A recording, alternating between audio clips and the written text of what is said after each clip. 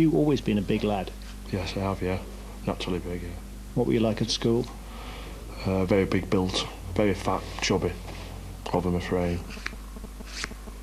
Were you a happy kid as a chubby kid? Yeah, I enjoyed it, but got a lot of problems in school, like, you know, with people calling you overweight and fat, and it was very hard when you used to do games and that, and it was tough.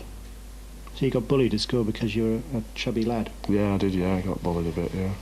Just being fat and... How did you deal with that? Well, I never used to go to school a lot. I used to wag a lot at school, and I used to go and play tunes and stuff like that, and it was a tough time.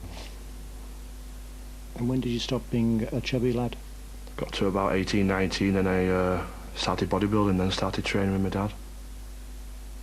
Tell us about the trophies. Which are the big ones here? Yeah, the big ones. The tall one is the Mr. Wigan in 91, a senior Mr. Wigan that he won. That was the last one he ever entered. He was 57 then when he entered that, and he got a standing ovation.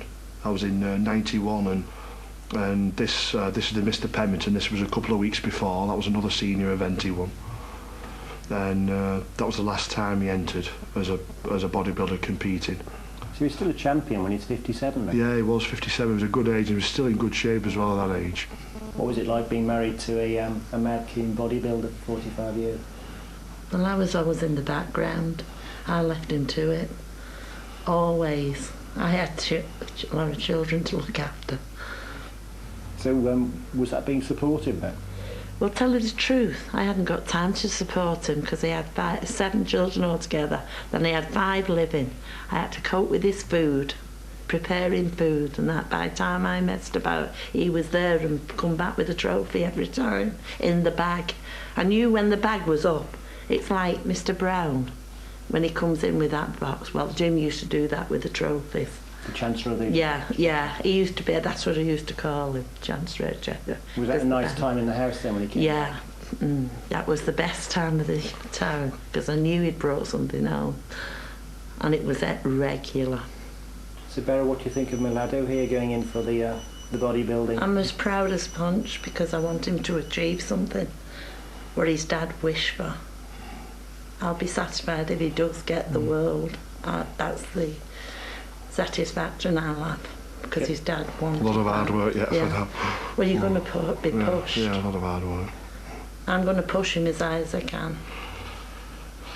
Sounds a bit hard, that, Beryl. Well, he's got to do it. He's got to please his dad, hasn't he?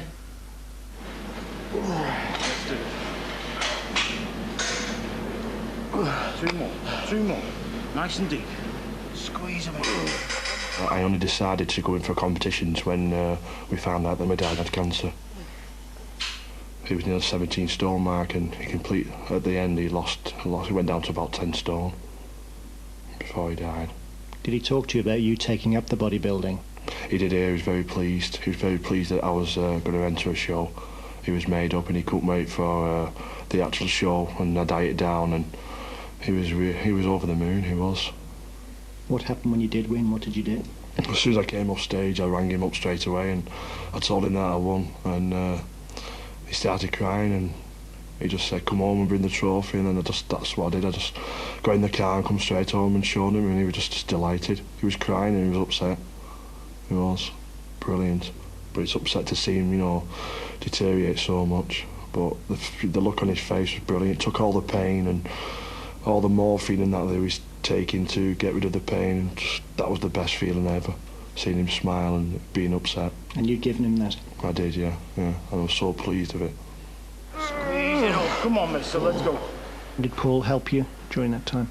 He did, yeah. He was very good through the funeral, you know, coming here helping out, and he was good when I needed somebody to talk to, because all my family, my sisters, my brothers, they were all emotionally upset, and you can't really speak to them about your dad. And I spoke to Paul a hell of a lot, and I even cried. I even went up to his house and even cried with him. It was that upsetting and that. And the day of the funeral, I was just devastated. It was terrible. He was carrying the coffin, but he was great. He was great. He stopped with me all night at the funeral night and that, and it was brilliant. He's been a great friend. He has. And, you know, I'm going to help him as much as I can as well. Help each other. As part of returning the favour, Zacc wants to help Paul raise his publicity profile before the Mr. Britain competition. This isn't necessarily as glamorous as it sounds. He's in an attic full of barley. Yeah. It's quite dark and cobwebby. Doesn't seem a very good idea, Paul. It's going to be fun. It's going to be fun. That barley's nice and soft. Are you going to be getting girl in there as well? Are you going to be getting any kit off in there? I'll be down some little trunks, I think. Yeah.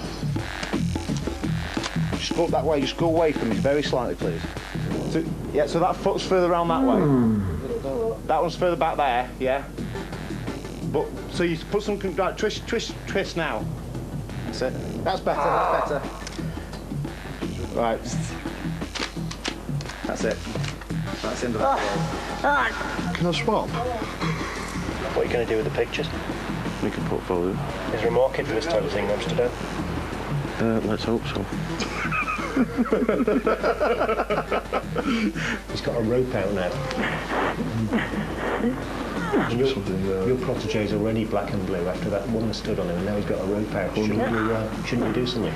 They should go over and protect him so he doesn't harm his physique. We want him to win the Mr. Britain, not get hurt. Usually on beaches for bodybuilders, isn't it? In the sun.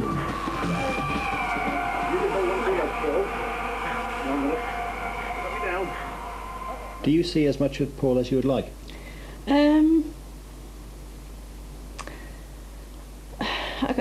Not really, but I see a lot more of him now than I used to when we first met. You're not tempted to spend more time with Zacc than you are at home with the girls? I don't think so, no. Denise might tell you something different.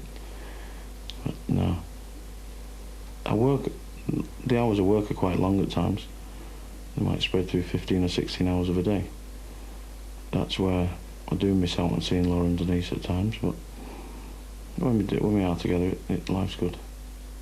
I'm trying to bring him out of his shell, dancing with the lads and, stripping and that, and he's changed compared to what he used to be like. He used to be a girl who never used to go out, and he's just dedicated to bodybuilding all the time, but now he's enjoying life now.